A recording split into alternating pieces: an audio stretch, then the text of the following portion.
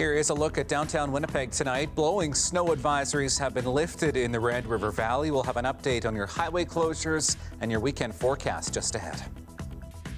This is CBC Winnipeg News.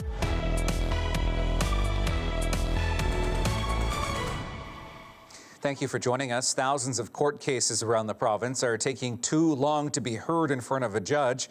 That means people accused sometimes of severe crimes are walking free without ever facing a trial. CBC's Brittany Greenslade has more on the backlog and what's causing it. It's a court of law where people are innocent until proven guilty. But in some cases, that proof is never needed because the case is thrown out before a judge has a chance to decide. It's bad for everyone. An accused has a right to be tried within a reasonable time frame, 18 months for provincial court cases and 30 months for more serious superior court cases, or the case can be thrown out. And it's happening every year in Manitoba because of delays. I think everybody is upset when we have delay motions that are successful because it's an indication the system isn't working. Data obtained by CBC News from Manitoba prosecutions shows delay motions were filed for 53 cases in Manitoba in the past 2 years. The Crown stayed 13 of those, and charges related to another 5 were dropped because of the lengthy delays. Meaning charges in 18 cases were tossed and the accused went free because it took too long to go to trial, including the case of a former Red River College instructor who had child pornography charges against him dropped. Delay has a corrosive effect across the criminal justice system. Somebody who says, I'm innocent and I want to have my day in court, doesn't get an opportunity to clear their name. But some defense lawyers say that doesn't give the whole picture. According to last year's provincial court annual report, more than 3,000 cases took longer than 18 months to be heard by a judge, an increase of nearly 5.5%. Some cases get thrown out before a motion even gets filed. Between pandemic backlogs and an increase in prosecution and judge vacancies around the province, justice is being delayed for all sides. They all have a right to move on at some point. A right to know that this particular chapter of their life is closed, and through that closure, be able to garner some healing. And right now, many aren't getting that. Brittany Greenslade, CBC News, Winnipeg.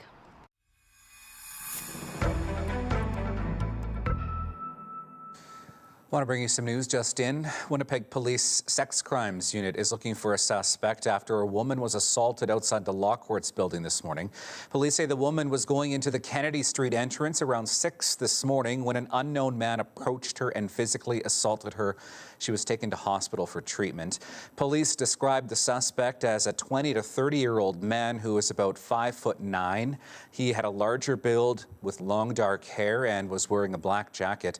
Anyone who has information on the incident or surveillance video in the area is asked to call police. Highway 75 from Winnipeg to the U.S. border has reopened. These were the conditions on the highway this afternoon. High winds and blowing snow made travel treacherous. The province also closed a stretch of Highway 14.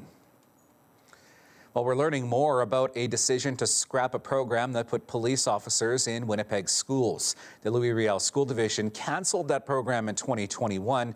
And as CBC's Cameron McLean reports, the division has now released that report, which led to the decision. The report details the thoughts and experiences of students, parents, and teachers regarding the School Resource Officer program. It emphasized the experiences of Black, Indigenous, and students of color.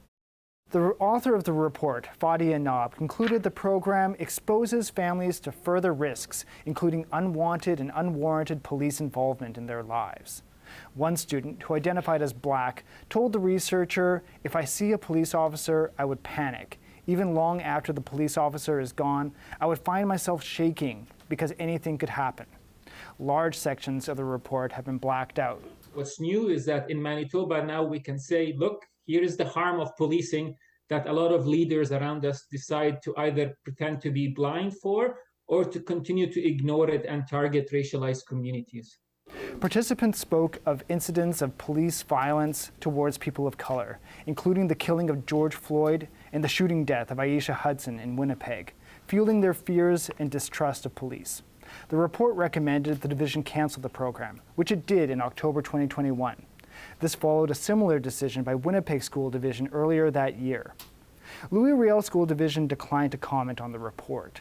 A spokesperson for the Winnipeg Police said the report is just one of many reviews of the program in its more than 20-year existence. Cameron McLean, CBC News, Winnipeg. Animal tranquilizers appear to be increasingly mixed in with street drugs such as fentanyl in Winnipeg. Corey Guest is a public education coordinator with the Winnipeg Fire Paramedic Service. He says paramedics are noticing people in the community with bad infections around their injection sites. That is a symptom of xylazine use. He says Manitobans need to be aware of the drug's presence.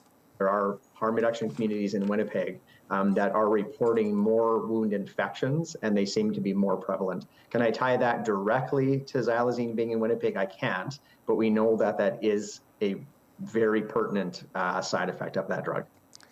Officials say the drug was present in at least 3 overdose deaths last year.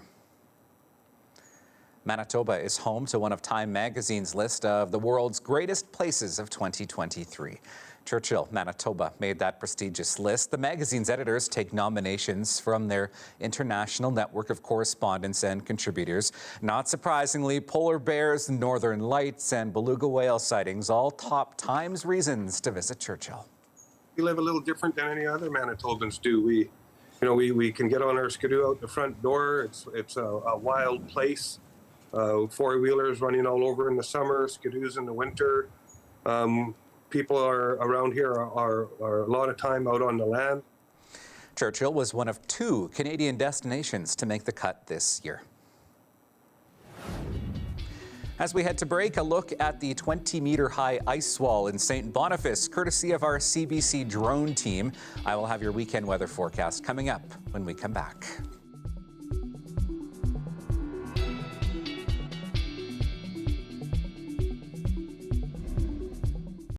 This weather update is brought to you by Capital Ford Lincoln. The trade and upgrade event is on now.